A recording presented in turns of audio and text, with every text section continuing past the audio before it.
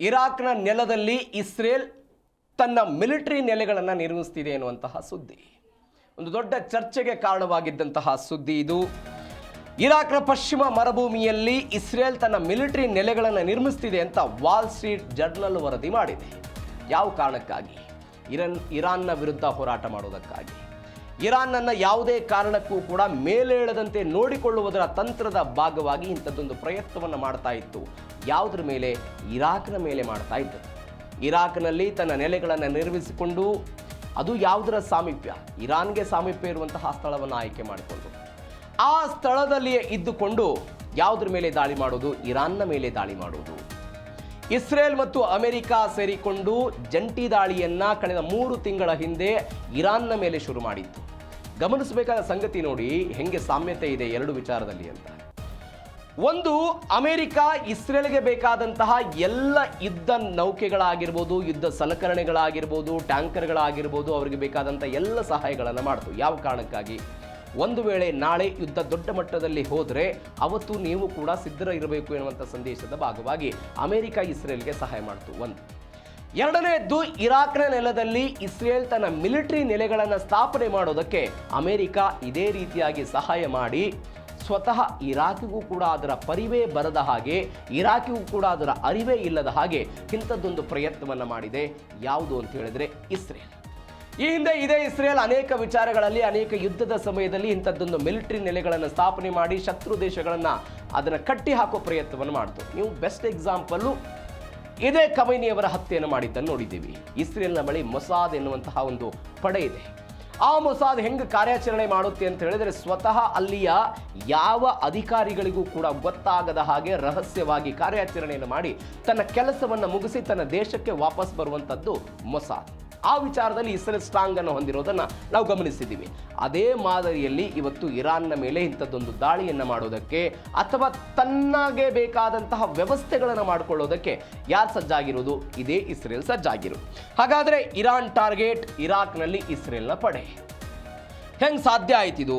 Iran ವಿರುದ್ಧ ದಾಳಿ ನಡೆಸೋದಕ್ಕೆ ಇರಾಕ್ನ ಕೆಲ ಪ್ರದೇಶಗಳಲ್ಲಿ ಒಂದು ರಹಸ್ಯ ನೆಲೆಯನ್ನು ಸ್ಥಾಪನೆ ಮಾಡಿರೋದು. ನಿರ್ಜನ ಪ್ರದೇಶದಲ್ಲಿ ಗುಪ್ತ ಗಮಾನಿ ಇಸ್ರೇಲ್ ವಾಯುಪಡೆಯ 7th ವಿಂಗ್ ಘಟಕದ ಒಂದು ವಿಶೇಷ ಪಡೆಯನ್ನು ಅಲ್ಲಿ ನಿಯೋಜನೆ ಮಾಡಿದ್ದಾರೆ. ಇದರ ಬಗ್ಗೆ ಒಂದು ಅಮೆರಿಕದ ಪ್ರಮುಖ ಪತ್ರಿಕೆ ದಿ ವಾಲ್ ಸ್ಟ್ರೀಟ್ ಜರ್ನಲ್ ಒಂದು ಸ್ಫೋಟಕ ವರದಿಯನ್ನು ಅವರು ಹೇಳಿರೋದು. ವಾಲ್ ಸ್ಟ್ರೀಟ್ ಜರ್ನಲ್ ವರದಿಯ ಪ್ರಕಾರ ಇಸ್ರೇಲ್ ಈ ನೆಲೆಯನ್ನು ಅಮೆರಿಕದ ನೆರವಿನೊಂದಿಗೆ ಸ್ಥಾಪನೆ ಮಾಡಿದೆ ಅಂತ. ಇರಾಕ್ನ ಒಂದು ಮರುಭೂಮಿ ಪ್ರದೇಶದಲ್ಲಿ ರಹಸ್ಯ ಮಿಲಿಟರಿ ನೆಲೆಯನ್ನು ಅವರು ಸ್ಥಾಪನೆ ಮಾಡಿದ್ದಾರೆ. ಅಲ್ಲಿ ಒಂದು 7th ವಿಂಗ್ ಹಾಕಿದ್ದಾರೆ ಅವರು. ಇದೊಂದು 7th ವಿಂಗ್ ಅಂತ ಹೇಳಿದ್ರೆ ಒಂದು ವಿಶೇಷ ಕಾರ್ಯಾಚರಣೆ ಪಡೆ ಇದು. ಶತ್ರು ದೇಶಗಳ ಭೂಪ್ರದೇಶದ ಆಳದಲ್ಲಿ ಒಂದು ರಹಸ್ಯ ಕಾರ್ಯಾಚರಣೆಯನ್ನು ನಡೆಸೋದಕ್ಕೆ ಒಂದು ಪರಿಣಿತಿ ಹೊಂದಿರುವಂತಹ ಒಂದು ವಿಂಗ್ ಪಡೆ ಇದು. ಆ ಪಡೆಯನ್ನು ಅವರು ಅದನ್ನು ನಿಯೋಜನೆ ಮಾಡಿರೋದು. ಹೀಗಾಗಿ ದಿ ವಾಲ್ ಸ್ಟ್ರೀಟ್ ಜರ್ನಲ್ ಏನಿದೆ ಇದೊಂದು ಗುಪ್ತ ಗಾಮಿನಿ ಅಂತ ಅವರೆಲ್ಲ ಕರೆದಿದ್ದಾರೆ ಅದಕ್ಕೆ. ಇರಾಕ್ನ ಅನ್ವರ್ ಪ್ರಾಂತ್ಯದಲ್ಲಿ ಒಂದು 180 ಕಿಲೋಮೀಟರ್ ದೂರದಲ್ಲಿ ಒಣಗಿದ ಒಂದು ಸರೋವರದ ಪಾತ್ರದಲ್ಲಿ ಇದೆ ಅಂತ ಒಂದು ಸ್ಯಾಟಲೈಟ್ ಚಿತ್ರವು ಕೂಡ ಅದನ್ನು ತೋರಿಸಿದೆ. 7th ವಿಂಗನ್ನು 2020ರಲ್ಲಿ ಇವರು ಶುರು ಮಾಡಿದ್ರು. ಅದರಲ್ಲಿ 3 ವಿಧ ಇದೆ. ಅದು ಹೆಂಗೆ ಕೆಲಸ ಮಾಡುತ್ತೆ, ಯಾವ ಕಾರಣಕ್ಕಾಗಿ ಅಂತ. ಒಂದು ಘಟಕ 669 ಅಂತ. ಇದು ಪತನಗೊಂಡ ಪೈಲಟ್ಗಳಾಗಿರ್ಬೋದು ಅಥವಾ ಆ ವಿಮಾನಗಳು ಏನಿರುತ್ತೆ ಅವುಗಳನ್ನು ತೆಗೆದುಕೊಂಡು ಬರೋದು, ಗಾಯಾಳುಗಳಿಗೆ ರಕ್ಷಣೆ ಕೊಡೋದಕ್ಕೆ ಇದು ಕೆಲಸ ಮಾಡುತ್ತೆ. ಇವರನ್ನಲ್ಲಿ ನಿಯೋಜನೆ ಮಾಡಿದ್ದಾರೆ. ಇವರೆಲ್ಲರೂ ಕೂಡ 7th ವಿಂಗ್ನಲ್ಲಿ ಬರ್ತಾರೆ. ಶಲ್ದಾದ್ ಘಟಕ ಅಂತಿದೆ. ಇದು ಶತ್ರುಗಳ ನೆಲದಲ್ಲಿ ಇಳಿದು ಗುಪ್ತಚರ ಮಾಹಿತಿಯನ್ನು ಸಂಗ್ರಹ ಮಾಡೋದಕ್ಕೆ ಇದು ಕೆಲಸ ಮಾಡುತ್ತೆ. ಯಾರ ವಿರುದ್ಧ? ಇರಾನ್ನ ವಿರುದ್ಧ ಮಾಡೋದಕ್ಕೆ ಇದು ಸಹಾಯ. ಇದರ ಜೊತೆಗೆ ಫ್ರಂಟಲ್ ಲ್ಯಾಂಡಿಂಗ್ ಅಂತ ಕರೀತಾರೆ ಇವರು. ಫ್ರಂಟಲ್ ಲ್ಯಾಂಡಿಂಗ್ ಅಂತ ಹೇಳಿದ್ರೆ ನಿರ್ಜನ ಪ್ರದೇಶ ಆಗಿರ್ಬೋದು ಅಥವಾ ಎಮರ್ಜೆನ್ಸಿ ಆಗಿ ನಮಗೆ ಒಂದು ವಿಮಾನಗಳನ್ನು ಲ್ಯಾಂಡಿಂಗ್ ಮಾಡೋದಕ್ಕೆ ಈ ತಕ್ಷಣವೇ ಒಂದು ವಿಮಾನ ನಿಲ್ದಾಣವನ್ನು ಮಾಡಬೇಕು ಅನ್ನುವಂಥ ಆಲೋಚನೆ ಏನು ಬರುತ್ತಲ್ಲ, ಆ ತತ್ಕ್ಷಣಕ್ಕೆ ಬೇಕಾದಂಥ ವ್ಯವಸ್ಥೆಯನ್ನು ಮಾಡೋದಕ್ಕೆ ಈ ಪಡೆ ಸನ್ನದ್ಧವಾಗಿರುತ್ತೆ. ಇದನ್ನು ಕೂಡ ಇಲ್ಲಿ ನಿಯೋಜನೆ ಮಾಡಿದ್ರು ಎನ್ನುವಂತಹ ಸುದ್ದಿಗಳನ್ನು ಇದೀಗ ದಿ ವಾಲ್ ಸ್ಟ್ರೀಟ್ ವರದಿ ಮಾಡಿರೋದು. ಹಾಗಾದರೆ ಇದನ್ನು ಪತ್ತೆ ಹಚ್ಚಿದ್ದೆ ಹೆಂಗೆ ಪತ್ತೆ ಆಯ್ತಿದ್ದು? ಸಹಜವಾಗಿ ಇರಾಕಿಗೆ ಅಥವಾ ಇರಾಕಿನ ಅಧಿಕಾರಿಗಳು ಬಂದು ಯಾರಿಗೂ ಗೊತ್ತಾಯಿತು ಅಂತಲ್ಲ, ಕುರಿಗಾಯಿಗೆ ಗೊತ್ತಾಗಿದ್ದಂಥ ವಿಚಾರ ಇದು.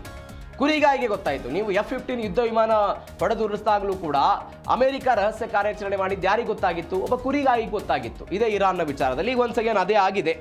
ಈ ಹೆಲಿಕಾಪ್ಟರ್ ಹಾರಾಟವನ್ನು ಆ ಕುರಿಗಾಯಿ ಗಮನಿಸಿದ. ಅದಾದ ನಂತರ ಇರಾಕಿ ಸೇನೆಗೆ ಅದನ್ನು ಮಾಹಿತಿಯನ್ನು ಕೊಟ್ಟಿದ್ದಾರೆ. ಅವರು ಮಾಹಿತಿಯನ್ನು ಕೊಟ್ಟರು. ಏನಂತಾಯಿತು ಬೆಳವಣಿಗೆ ಅಂತ ಹೇಳಿದರೆ, ಮಾರ್ಚ್ 2026ರಲ್ಲಿ ಆದಂತಹ ಘಟನೆ ಇದು. ಕುರಿಗಾಯಿ ಒಬ್ಬ ಒಂದು ಸಂಶಯಾತ್ಮಕ ಚಟುವಟಿಕೆಗಳಲ್ಲೆಲ್ಲ ಆಗ್ತಾ ಇತ್ತು. ಅದನ್ನು ಗಮನಿಸಿ ಈ ಅನ್ವರ್ ಪ್ರಾಂತ್ಯದಲ್ಲಿ ಜನವಸತಿ ಇಲ್ಲದ ಪ್ರದೇಶದ ಕಡಿಮೆ ಎತ್ತರದ ಹೆಲಿಕಾಪ್ಟರ್ಗಳೆಲ್ಲ ಹಾರಾಟ ಆಗ್ತಾ ಇತ್ತು. ಇದನ್ನು ತೆಗೆದುಕೊಂಡು ಹೋಗಿ ಗುಂಡಿನ ಸದ್ದು ಎಲ್ಲವೂ ಕೂಡ ಗಮನಿಸ್ತಾ ಇದ್ದ. ಮಾಹಿತಿ ಗೊತ್ತಾದ ತಕ್ಷಣ ಈ ಇರಾಕಿ ಸೈನಿಕರಿಗೆ ಇದೆಲ್ಲ ಗೊತ್ತಾದ ತಕ್ಷಣ ಅವರು ಹಂಬಿ ಎನ್ನುವಂಥ ಒಂದು ವಾಹನಗಳನ್ನು ತೆಗೆದುಕೊಂಡು ಬಂದು ತಪಾಸಣೆಗೆ ತೆರಳಿದ್ರು. ತನಿಖೆಯನ್ನು ಮಾಡಿದಾಗ ಇಸ್ರೇಲಿ ಪಡೆಗಳಲ್ಲಿ ನೆಲೆಯನ್ನು ರಹಸ್ಯವಾಗಿ ಕೆಲಸ ಮಾಡ್ತಾ ಇರೋದು, ದಾಳಿ ಮಾಡ್ತಾ ಇರೋದು ಅದೆಲ್ಲವೂ ಕೂಡ ಗೊತ್ತಾಯಿತು. ಆ ಸಮಯದಲ್ಲಿ ಏನಾಯಿತು ಅಂತ ಹೇಳಿದ್ರೆ, ಯಾವ ಇರಾಕಿ ಸೈನಿಕರು ಇದನ್ನು ನೋಡೋದಕ್ಕೆ ಬಂದಿದ್ರಲ್ಲ ಆ ಸಮಯದಲ್ಲಿ ಇಸ್ರೇಲ್ನವರು ದಾಳಿ ಮಾಡಿಬಿಡ್ತಾರೆ. ಇಸ್ರೇಲ್ನವರು ದಾಳಿ ಮಾಡುವಂತಹ ಸಮಯದಲ್ಲಿ 2 ಇರಾಕಿ ಸೈನಿಕರಿಗೆ ಗಾಯ ಆಗುತ್ತೆ, 2 ಮೃತಪಟ್ಟರು ಅಂತಲೂ ಕೂಡ ಸುದ್ದಿ ಇದೆ. ಅದಾದ ನಂತರ 3 ತಿಂಗಳ ಅವಧಿಯಲ್ಲಿ ಇದನ್ನು ತಯಾರು ಮಾಡಲಾಗಿತ್ತು. 3 ತಿಂಗಳ ಅವಧಿಯಲ್ಲಿ 2025ರ ಕೊನೆಯಲ್ಲಿ ಈ ಕಾಮಗಾರಿಯನ್ನೇನೋ ಇವರು ಆರಂಭಿಸಿದ್ರಂತೆ. 3 ತಿಂಗಳ ಅವಧಿಯಲ್ಲಿ ಅಂದರೆ 90 ದಿನಗಳಲ್ಲಿ ಇದನ್ನು ಪೂರ್ಣಗೊಳಿಸಿಬಿಟ್ಟಿದ್ರು. ಇರಾನ್ನ ರಾಕೆಟ್ ದಾಳಿ ಆಗಿರ್ಬೋದು, ವೈಮಾನಿಕ ದಾಳಿಯಿಂದ ರಕ್ಷಣೆ ಪಡೆಯೋದಕ್ಕೆ ಈ ನೆಲೆಯಲ್ಲಿ ಭೂಗತ ಬಂಕರ್ಗಳನ್ನು ಇವರು ನಿರ್ಮಾಣ ಮಾಡಿದ್ರು. ಅದರ ಜೊತೆಗೆ ಕಮಾಂಡರ್ಗಳಾಗಿರ್ಬೋದು, ತಾಂತ್ರಿಕ ಸಿಬ್ಬಂದಿಗಳಾಗಿರ್ಬೋದು, ಅವರೆಲ್ಲರಿಗೂ ಕೂಡ ಇಲ್ಲಿ ನೆಲೆ ಊರುವುದಕ್ಕೆ ಅವ್ರಿಗೊಂದು ವ್ಯವಸ್ಥೆ, ಅವರು ಅಲ್ಲಿ ಯಾರಿಗೂ ಕೂಡ ಗೊತ್ತಾಗದಾಗೆ ಇಲ್ಲಿಯೇ ಕುಳಿತುಕೊಂಡು ಕಾರ್ಯಾಚರಣೆಯನ್ನು ಮಾಡಿಸೋದಕ್ಕೆ ಅವ್ರಿಗೊಂದು ವ್ಯವಸ್ಥೆ ಅಂದರೆ ವಸತಿ ವ್ಯವಸ್ಥೆಯನ್ನು ಕೂಡ ಇಲ್ಲಿ ಕಲ್ಪಿಸಲಾಗಿತ್ತು. ಇದರ ಜೊತೆಗೆ ಈ ರಹಸ್ಯ ಯೋಜನೆಯ ಬಗ್ಗೆ ಅಮೆರಿಕದ ರಕ್ಷಣಾ ಇಲಾಖೆ ಅಧಿಕೃತವಾಗಿ ಏನೋ ಮಾಹಿತಿಯನ್ನು ಹೊರ ಹಾಕಿದೆ ಎನ್ನುವಂತಹ ಸುದ್ದಿಗಳೆಲ್ಲ ಬರ್ತಾ ಇದೆ. ಇದು ಒಟ್ಟಾರೆ ಈ ಬೆಳವಣಿಗೆಗಳು ಹೊರಗೆ ಹೆಂಗೆ ಬಂತು ಅನ್ನೋದರಾಗಿರುವಂಥ ಬೆಳವಣಿಗೆ ಇದು. ಒಬ್ಬ ಕುರಿಗಾಯಿ ಗೊತ್ತಾಯಿತು, ಅದಾದ ನಂತರ ಇರಾಕಿ ಸೈನಿಕರಿಗೆ ಹೇಳಿದ ನಂತರ ಇಂತಿದ್ದ ಬೆಳವಣಿಗೆ ಆಗಿದೆ ಅಂತ. ಅದಾದ ನಂತರ ಅಲ್ಲಿಂದ ಅವರು ಹೋಗೋ ಪ್ರಯತ್ನವನ್ನು ಇಸ್ರೇಲ್ನವರು ಮಾಡಿದ್ದಾರೆ. ಇದರ ಜೊತೆಗೆ ಇಸ್ರೇಲ್ ರಹಸ್ಯ ನೆಲೆ ಎಲ್ಲಿದೆ ಹಾಗಾದರೆ ಇದು ಏನು ಎತ್ತ ಅನ್ನೋದು ನೋಡೋದಾದರೆ, ಇರಾಕ್ನ ಪಶ್ಚಿಮ ಭಾಗದ ಅನ್ಬಾರ್ ಪ್ರಾಂತ್ಯದ ಮರುಭೂಮಿಯಲ್ಲಿ ಈ ಇಸ್ರೇಲ್ನ ರಹಸ್ಯ ಸೇನೆ ಇರೋದು. ಅನ್ಬಾರ್ ಪ್ರಾಂತ್ಯ ಇದು ಸಿರಿಯಾ ಮತ್ತು ಜೋರ್ಡಾನ್ ಗಡಿಗಳಿಗೆ ವಾಡಿ ಹೌರಾನ್ ಎನ್ನುವಂತಹ ಕಣಿವೆ ಇದು. ಆ ಕಣಿವೆಯ ಆಳದಲ್ಲಿದೆ. ಸದ್ದಾಂ ಹುಸೇನ್ ಕಾಲದಿಂದಲೂ ಕೂಡ ಒಂದು ರಹಸ್ಯ ಕೇಂದ್ರವಾಗಿ ಇದೆಲ್ಲ ಕೆಲಸವನ್ನು ಮಾಡಿದೆ. ಹೆಂಗೆ ಆಯ್ತಿದು ಅಂತ ಬೆಳವಣಿಗೆ ಅನ್ನೋದು ನೋಡೋದಾದರೆ, ಇರಾಕ್ನ ಅತಿ ದೊಡ್ಡ ಪ್ರಾಂತ್ಯ ಅನ್ಬಾರ್ ಪ್ರಾಂತ್ಯ ಇದು. ಓಪನ್ ಸೋರ್ಸ್ ಇಂಟೆಲಿಜೆನ್ಸ್ನ ಈ ವಿಶ್ಲೇಷಣೆ ಮತ್ತು ಸ್ಯಾಟಲೈಟ್ನ ಚಿತ್ರಗಳ ಪ್ರಕಾರ ಈ ಎಲ್ಲ ರನ್ವೇಗಳನ್ನು ಅಲ್ಲಿ ನಿರ್ಮಾಣ ಮಾಡಿರುವುದು ಕರ್ಬಾಲ್ ಮತ್ತು ನಜಾಫ್ ನಗರಗಳಿಂದ ಇದು 180 ಕಿಲೋಮೀಟರ್ ದೂರ ಇದೆ ಅಂತ ಹೇಳ್ತಾರೆ. ಇದರ ಜೊತೆಗೆ ಇರಾಕ್ ಮತ್ತು ಸೌದಿ ಅರೇಬಿಯಾದ ಗಡಿ ಅದಕ್ಕೂ ಕೂಡ ಸಮೀಪ ಇದೆ ಇದು. ಇದರ ಜೊತೆಗೆ ಮತ್ತೊಂದು ವಿಶೇಷ ಅಂತ ಹೇಳಿದರೆ ಜನವಸತಿ ಇರದ ಪ್ರದೇಶ ಇದು. ಇದರ ಜೊತೆಗೆ ರಡಾರ್ ಮತ್ತು ಸಾರ್ವಜನಿಕರ ಕಣ್ಣಿಗೆ ಬೀಳದೆ ಕಾರ್ಯಾಚರಣೆಯನ್ನು ಮಾಡೋದಕ್ಕೆ ಅತ್ಯಂತ ಸೂಕ್ತ ಪ್ರದೇಶ ಅಂತಲೂ ಕೂಡ ಇದನ್ನು ಹೇಳ್ತಾರೆ. ಇಲ್ಲಿ ಅವರು ರಹಸ್ಯ ನೆಲೆಗಳನ್ನೆಲ್ಲವೂ ಕೂಡ ಶುರು ಮಾಡಿದ್ರು. ಇದರ ಮತ್ತೊಂದು ಭಾಗ ಅಂತ ಹೇಳಿದ್ರೆ, ಇಸ್ರೇಲ್ನಿಂದ ಇರಾನ್ಗೆ ಒಟ್ಟು 1000 ಕಿಲೋಮೀಟರ್ ಮೈಲಿಗಳಿದೆ. ಬಟ್ ನೀವು ರಹಸ್ಯ ಕಾರ್ಯಾಚರಣೆಯ ಈ ನೆಲೆಗಳೇನಿದೆಯಲ್ಲ, ಇಲ್ಲಿಂದ ಇರಾನ್ ಅತ್ಯಂತ ಕಡಿಮೆ ದೂರದಲ್ಲಿರುವಂತಹ ಜಾಗ. ಈ ಕಾರಣಕ್ಕಾಗಿ ಇದನ್ನು ಅವರು ಇಲ್ಲಿಯೇ ಶುರು ಮಾಡಿದ್ರು ಅಂತ. ಸಿರಿಯಾ ಮತ್ತು ಜೋರ್ಡಾನ್ ದೇಶಗಳ ಗಡಿಗೆ ಹೊಂದಿಕೊಂಡಿದೆ. ವಾಡಿ ಹೌರಾನ್ ಅಂತ ಕರೀತಾರೆ ಇದನ್ನು ಅತ್ಯಂತ ನಿಗೂಢ ಮತ್ತು ಅಪಾಯಕಾರಿ ಪ್ರದೇಶ ಅಂತ ಹೇಳಲಾಗುತ್ತೆ.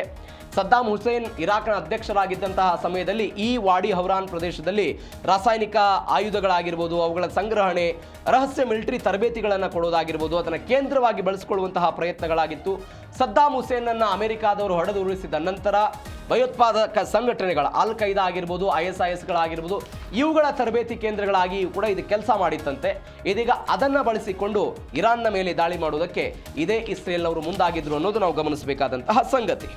ಇದರ ಜೊತೆಗೆ ಕಾರ್ಯಗಳೇನಿದು, ರಹಸ್ಯ ನೆಲೆಯ ಕಾರ್ಯಗಳೇನು, ಹೆಂಗೆ ಕೆಲಸ ಮಾಡುತ್ತೆ, ಯಾವೆಲ್ಲ ಕಾರಣಕ್ಕಾಗಿ ಅಂತ ಹೇಳಿದ್ರೆ, ಇರಾನ್ ಮೇಲೆ ದಾಳಿ ನಡೆಸಿ ಮರಳುವಾಗ ಇಂಧನವನ್ನು ತುಂಬೋದು. ಈಗ ಇಸ್ರೇಲನ ಕ್ಷಿಪಣಿಗಳು, ಡ್ರೋನ್ಗಳೆಲ್ಲ ದಾಳಿ ಆಗುತ್ತೆ, ವಿಮಾನಗಳೆಲ್ಲ ಹೋಗುತ್ತೆ. ಅವುಗಳ ಅಟ್ಯಾಕ್ ಮಾಡಿ ವಾಪಸ್ ಬರುವಂತಹ ಸಮಯದಲ್ಲಿ ತೈಲ ಏನಾದರೂ ಖಾಲಿ ಆದರೆ, ಇಂಧನ ಖಾಲಿ ಆದರೆ ಅದನ್ನು ತುಂಬಿಸೋ ಪ್ರಯತ್ನವನ್ನು ಮಾಡೋದು, ಇರಾನ್ನ ಪರಮಾಣು ಕೇಂದ್ರಗಳ ಮೇಲೆ ನಿಗಾ ಇಡೋದು ಮತ್ತು ಡ್ರೋನ್ಗಳ ದಾಳಿ ಮಾಡೋದು, ಇಸ್ರೇಲಿ ಪೈಲಟ್ಗಳ ರಕ್ಷಣೆಗೆ ಹೆಲಿಕಾಪ್ಟರ್ಗಳ ರವಾನೆ ಮಾಡೋದು, ಕಮಾಂಡೋಗಳ ವಾಸಕ್ಕೆ ಇದು ಅನುಕೂಲ ಆಗುತ್ತೆ. ಇರಾನ್ನ ಕ್ಷಿಪಣಿ ರೆಡಾರ್ ಸಂಕೇತವನ್ನು ಕದಿಯೋದಕ್ಕೂ ಕೂಡ ಇಲ್ಲಿ ಉಪಕರಣಗಳನ್ನು ಇಡಲಾಗುತ್ತೆ ಎನ್ನುವಂತಹ ಸುದ್ದಿಗಳು ಬರುತ್ತೆ. ಅಂದರೆ ಇಸ್ರೇಲ್ಗೆ ಇದೊಂದು ಲಾಜಿಸ್ಟಿಕ್ಸ್ ಆಗಿ ಕೆಲಸವನ್ನು ಮಾಡುತ್ತೆ. ಹೆಂಗೆ ಲಾಜಿಸ್ಟಿಕ್ ಆಗಿ ಕೆಲಸ ಮಾಡುತ್ತೆ? ಒಂದು ಮುಂಚೂಣಿ ಕಾರ್ಯಾಚರಣೆ ಕೇಂದ್ರ ಅಂತ ಹೇಳ್ತಾರೆ ಇದನ್ನು. ಒಂದು ಇಂಧನ, ಶಸ್ತ್ರಾಸ್ತ್ರ ಮತ್ತು ತಾಂತ್ರಿಕ ನೆರವು ಕೊಡೋದಕ್ಕೆ ಒಂದು ಲಾಜಿಸ್ಟಿಕ್ ಆಗಿ ಕೆಲಸ ಮಾಡುತ್ತೆ. ಎರಡನೇದ್ದು, ವಿಮಾನ ಪತನ ಆದರೆ ಅಥವಾ ಏನಾದರೂ ಪೈಲಟ್ಗಳು ಸಿಕ್ಕಾಕೊಂಡು ಬಿಟ್ಟರೆ ಅವರನ್ನು ರಕ್ಷಣೆ ಮಾಡೋದಕ್ಕಾಗಿಯೂ ಕೂಡ ಈ ಕೇಂದ್ರ ಕೆಲಸವನ್ನು ಮಾಡುತ್ತೆ. 2. ಮೂರನೇದು, ಇರಾನ್ನ ಒಟ್ಟಾರೆ ಚಟುವಟಿಕೆಗಳೇನಾಗ್ತಾ ಇದೆ ಯುದ್ಧದ ವಿಚಾರದಲ್ಲಿ, ಅವರೆಲ್ಲ ಏನೇನು ಮಾಡ್ತಿದ್ದಾರೆ ಏನು ಎತ್ತ ಅನ್ನೋದನ್ನು ಅವರ ಹತ್ತಿರದಿಂದಲೇ ಇಟ್ಕೊಂಡು, ಯಾಕಂದರೆ 1000 ಮೈಲಿ ದೂರ ಆಗುತ್ತೆ ಇರಾನ್ ಮತ್ತು ಇಸ್ರೇಲ್ಗೆ, ಅದನ್ನು ಹತ್ತಿರದಿಂದಲೇ ಇರಾಕ್ನಿಂದ ಕುಳಿತುಕೊಂಡು ನೋಡೋದಕ್ಕೆ ಇದು ಸಹಾಯ ಆಗುತ್ತೆ ಅಂತ ಒಂದು ಸುದ್ದಿ ಇದೆ. ಏನು ಸುದ್ದಿ ಅಂತ ಹೇಳಿದ್ರೆ, ಅಮೆರಿಕಾದ F-15 ಯುದ್ಧ ವಿಮಾನವನ್ನು ಯಾವ ಇರಾನ್ ಹೊಡೆದುರುಳಿಸಿತ್ತೋ ಆ ಯುದ್ಧ ವಿಮಾನವನ್ನು ರಕ್ಷಣೆ ಮಾಡೋದಕ್ಕೆ, ಅದನ್ನು ಹುಡುಕಾಡುವುದಕ್ಕೆ, ಅದರ ಪೈಲಟ್ಗಳ ರಕ್ಷಣೆ ಮಾಡೋದಕ್ಕೆ ಇದೇ ಕೇಂದ್ರದ ಮುಖಾಂತರ ಇಸ್ರೇಲ್ ಅಮೆರಿಕಕ್ಕೆ ಸಹಾಯ ಮಾಡಿತ್ತು ಎನ್ನುವಂತಹ ಸುದ್ದಿ ಇದೆ. ಹೀಗಾಗಿ ಇದು ಯಾರಿಗೆ ಸಹಾಯ ಆಗುತ್ತೆ ಅಂತ ಹೇಳಿದ್ರೆ ಇಸ್ರೇಲ್ಗೆ ಸಹಾಯ ಆಗ್ತಾ ಇತ್ತು. ಇದರ ಜೊತೆಗೆ ಅಮೆರಿಕಕ್ಕೆ ಇವರು ಮೊದಲು ಮಾಹಿತಿಯನ್ನು ಕೊಟ್ಟಿದ್ರು ಅಂತ, ಅಮೆರಿಕಕ್ಕೆ ಮೊದಲೇ ಮಾಹಿತಿಯನ್ನು ಕೊಟ್ಟಿದ್ರು ಅಂತ. ಹೆಂಗೆ ನೀವು ಅಮೆರಿಕಾದ ಅನುಮತಿ ಇಲ್ಲದೆ ಇಸ್ರೇಲ್ ಇಂಥದ್ದೊಂದು ಸಾಹಸಕ್ಕೆ ಹೋಗುತ್ತಾ? ಈ ಪ್ರಶ್ನೆಗೆ ನಾವು ಮೊದಲು ಉತ್ತರವನ್ನು ತೆಗೆದುಕೊಳ್ಬೇಕು. ಆ ಸಾಹಸಕ್ಕೆ ಹೋಗಲ್ಲ, ಅಮೆರಿಕಾದ ಅನುಮತಿಯನ್ನು ಪಡೆದುಕೊಂಡೇ ಅವರು ಹೋಗ್ತಾರೆ ಅಂತ. ಅಮೆರಿಕ ಸಂಪೂರ್ಣವಾಗಿ ಅದರ ಅರಿವನ್ನು ಹೊಂದಿತ್ತು, ಮೌನ ಬೆಂಬಲವನ್ನು ಮಾತ್ರ ಕೊಟ್ಟಿತ್ತವರು. ಪರೋಕ್ಷವಾಗಿ ಅಥವಾ ನೇರವಾಗಿ ಅದ್ರ ಬಗ್ಗೆ ಅವರು ಮಾತನಾಡಿರಲಿಲ್ಲ. ಅಮೆರಿಕಾದ ನಿಯಂತ್ರಣದಲ್ಲಿರುವ ವಾಯು ಪ್ರದೇಶದ ಮುಖಾಂತರವೇ ಹಾದು ಹೋಗಬೇಕು, ಅಮೆರಿಕ ಸಮ್ಮತಿ ಇಲ್ಲದೆ ಇಸ್ರೇಲ್ ರಹಸ್ಯ ನೆಲೆಯನ್ನು ನಿರ್ಮಾಣ ಮಾಡೋದಕ್ಕೆ ಸಾಧ್ಯ ಇಲ್ಲ ಅಂತ ನಾನು ಅವಾಗಲೇ ಸ್ಟಾರ್ಟಿಂಗ್ ಹೇಳಿಬಿಟ್ಟೆ. ಅಮೆರಿಕಾದವರು ಇವರಿಗೆ ಸಹಾಯ, ಇಸ್ರೇಲ್ನವರಿಗೆ ಅಮೆರಿಕಾದವರು ಸಹಾಯ ಮಾಡಿದರು. 2 ವಿಚಾರದಲ್ಲಿಯೂ ಕೂಡ ಹಾಗೇ ಇದೆ. ಒಂದು ಕಡೆ ಅವರಿಗೆ ಬೇಕಾದಂಥ ಯುದ್ಧ ನೌಕೆಗಳು, ಅವರಿಗೆ ಬೇಕಾದ ಶಸ್ತ್ರಾಸ್ತ್ರಗಳ ಪೂರೈಕೆ ಒಂದು ಕಡೆ ಆಯಿತು, ಮತ್ತೊಂದು ಕಡೆ ಇಲ್ಲಿ ಒಂದು ನೆಲೆಯನ್ನು ಸ್ಥಾಪನೆ ಮಾಡುವ ಮುಖಾಂತರ ಇರಾನನ್ನು ಬಗ್ಗು ಬಡಿಯೋದಕ್ಕೆ ಇವರು ಪ್ರಯತ್ನವನ್ನು ಮಾಡಿದ್ರು ಅಂತ ಪೂರ್ವಾನುಮತಿ ಅರಿವಿತ್ತು. ಇದರ ಜೊತೆಗೆ ವಾಯು ಪ್ರದೇಶದ ರಕ್ಷಣೆಯೂ ಕೂಡ ಆಗಿದೆ. ಇರಾಕ್ ಹೇಳುವ ಪ್ರಕಾರ, ಇರಾಕ್ ಏನು ಹೇಳಿದೆ ಅಂತ ಹೇಳಿದ್ರೆ, ಅಮೆರಿಕ ಇರಾಕ್ನ ವಾಯು ಪ್ರದೇಶದ ಮೇಲೆ ನಿಯಂತ್ರಣ ಹೊಂದಿದೆ, ಇಸ್ರೇಲಿ ವಿಮಾನ ರಹಸ್ಯ ಸಂಚಾರಕ್ಕೆ ಅನುಮತಿ ಮಾಡಿಕೊಡೋದಕ್ಕೆ ಈ ರಡಾರ್ಗಳ ವ್ಯವಸ್ಥೆಯನ್ನು ಸ್ಥಗಿತ ಮಾಡಿತ್ತು ನಮ್ಮದು ಅಂತ ಯಾರು ಆರೋಪ ಮಾಡಿರೋದು? ಇರಾಕ್ ಆರೋಪ ಮಾಡಿರೋದೆ. ಇದರ ಸತ್ಯವು ಇಲ್ಲೇ ಗೊತ್ತಾಗುತ್ತೆ, ಅಮೆರಿಕ ಅವರಿಗೆ ಸಹಾಯ ಮಾಡಿತ್ತು ಅಂತ. ಇದರ ಜೊತೆಗೆ ಮತ್ತೊಂದು ಬೆಳವಣಿಗೆ ಮಾರ್ಚ್ 2026ರಲ್ಲಿ ಆಗಿತ್ತು ಅಂತ ಹೇಳ್ತಾರೆ. ಅದನ್ನು ಅಮೆರಿಕಾದವರು ನಿರಾಕರಣೆ ಮಾಡ್ತಾರೆ, ಇರಾಕ್ನವರು ಹೌದು ಹಿಂಗಾಗಿತ್ತು ಅಂತ ಹೇಳ್ತಾರೆ. ಬಟ್ ಒಟ್ಟಾರೆ ಬೆಳವಣಿಗೆ 2 ದೇಶಗಳ ಮಧ್ಯಸ್ಥಿಕೆಯಲ್ಲೇ, 2 ದೇಶಗಳ ಮಾತುಕತೆಯಲ್ಲೇ ಇಂಥದ್ದೊಂದು ಬೆಳವಣಿಗೆ ಆಗಿರೋದಕ್ಕೆ ಖಂಡಿತ ಸಾಧ್ಯ ಇದೆ. ಹೀಗಾಗಿ ಅಮೆರಿಕಾಗೆ ಅವರು ಮೊದಲೇ ಒಂದು ಮಾಹಿತಿಯನ್ನು ಕೊಟ್ಟಿದ್ರು. ಇದು ಈ ರಹಸ್ಯ ನೆಲೆಯನ್ನು ಸ್ಥಾಪನೆ ಮಾಡೋದಕ್ಕೆ ಅಮೆರಿಕ ಹೇಗೆ ಸಹಾಯ ಮಾಡಿತ್ತು ಅನ್ನೋದ್ರ ಬಗ್ಗೆ. ಇದರ ಜೊತೆಗೆ ಅಂತಾರಾಷ್ಟ್ರೀಯ ಬಿಕ್ಕಟ್ಟು, ಇದಕ್ಕೆ ಒಂದು ಇರಾಕ್ನ ವಾದವೂ ಕೂಡ ಇದೆ, ಇರಾನ್ನ ವಾದ ಇದೆ. ಏನಿದು ವಾದ? ಅಂತಾರಾಷ್ಟ್ರೀಯ ಬಿಕ್ಕಟ್ಟು ಅಂತ ನೋಡೋದಾದರೆ, ಇರಾಕ್ನಿಂದ ಈ ಬಗ್ಗೆ ವಿಶ್ವಸಂಸ್ಥೆಗೆ ಒಂದು ಅಧಿಕೃತ ದೂರು ಕೊಡಲಾಗಿದೆ. ಏನಂತ ಹೇಳಿದರೆ, ಈ ದಾಳಿಗೆ ಅಮೆರಿಕಾವೇ ಕಾರಣ ಅಂತ ಅವರೆಲ್ಲ ಆರೋಪ ಮಾಡಿದ. ಅದನ್ನು ಅಮೆರಿಕ ಅಲ್ಲಗಳೆದಿದೆ, ನಮ್ದೇನು ಇಲ್ಲ ಅದರಲ್ಲಿ ಅಂತ, ನಮ್ಮ ಪಾತ್ರ ಇಲ್ಲ ಅಂತ ಇಸ್ರೇಲ್ ಕಡೆಗೆ ಅವರೆಲ್ಲ ಬಟ್ ಮಾಡಿಬಿಟ್ಟಿದ್ದಾರೆ. ಏನಂತ ಹೇಳಿದ್ರು, ಇಸ್ರೇಲಿ ಪಡೆಗಳು ಇರಾಕ್ನ ಸೈನಿಕರ ಮೇಲೆ ದಾಳಿ ನಡೆಸಿದಾಗ ಇರಾಕ್ ಸರ್ಕಾರ ಇದು ಅಮೆರಿಕದ ಕೃತ್ಯ ಅಂತ ಭಾವಿಸಿ ವಿಶ್ವಸಂಸ್ಥೆಗೆ ದೂರು ಕೊಡ್ತು. ಆದರೆ ಅಮೆರಿಕ ಮಾತ್ರ ಈ ವಿಚಾರದಲ್ಲಿ ಅಂತರ ಕಾಯ್ದುಕೊಳ್ಳುವ ಪ್ರಯತ್ನವನ್ನು ಮಾಡಿದೆ. ಅವರು ಹೇಳ್ತಾ ಇದ್ದಾರೆ, ಇದು ನಮ್ಮ ಕೃತ್ಯ ಅಲ್ಲ, ನಮ್ಮದೇನು ಪಾತ್ರ ಇಲ್ಲ, ಇದೆಲ್ಲವೂ ಕೂಡ ಇಸ್ರೇಲ್ನ ಪಾತ್ರ ಅಂತ. ಹೀಗಾಗಿ ಈ ಬೆಳವಣಿಗೆ ಆಯ್ತಲ್ಲ, ಅಂದರೆ ಯಾವಾಗ ಇವರು ಇರಾಕ್ನ ಸೈನಿಕರು ಬಂದು ಇಂಥದ್ದೊಂದು ದಾಳಿ ಮಾಡಿ ಅವರನ್ನು ಹೊಡೆದುರುಳಿಸೋ ಪ್ರಯತ್ನವನ್ನು ಮಾಡಿದ್ರು, ಅವರು ಹೊರಗಡೆ ಕಳಿಸೋ ಪ್ರಯತ್ನ ಮಾಡಿದ್ರಲ್ಲ, ಆ ಸಮಯದಲ್ಲಿ ಕೆಲವು ಗಂಟೆಗಳಲ್ಲಿ ಇಸ್ರೇಲ್ನ ಸೈನಿಕರು ಅಥವಾ ಅವರು ಸ್ಥಾಪನೆ ಮಾಡಿದ್ದಂತಹ ರಹಸ್ಯ ಬಂಕರ್ಗಳಾಗಿರ್ಬೋದು, ರಹಸ್ಯ ನೆಲೆಗಳಾಗಿರ್ಬೋದು, ಎಲ್ಲವನ್ನ ಕಿತ್ಕೊಂಡು ವಾಪಸ್ ತಮ್ಮ ದೇಶಕ್ಕೆ ಹೋದ್ರು ಅಂತ ಈಗ ಬರ್ತಾ ಇರುವಂತಹ ಸುದ್ದಿ. ಇದು ಹೇಗೆ ಒಬ್ಬ ಕುರಿಗಾಯಿಯಿಂದ ಹಿಡಿದು ಇರಾಕ್ನ ಸೈನಿಕರಿಗೆ ಈ ಎಲ್ಲ ವಿಚಾರಗಳು ಗೊತ್ತಾಗಿ ಇದು ವಿಶ್ವಸಂಸ್ಥೆಯ ತನಕವೂ ಕೂಡ ಈ ಪ್ರಕರಣ ಹೋಯಿತು ಅನ್ನೋದ್ರ ಬಗ್ಗೆ ಡೀಟೇಲ್ಸ್.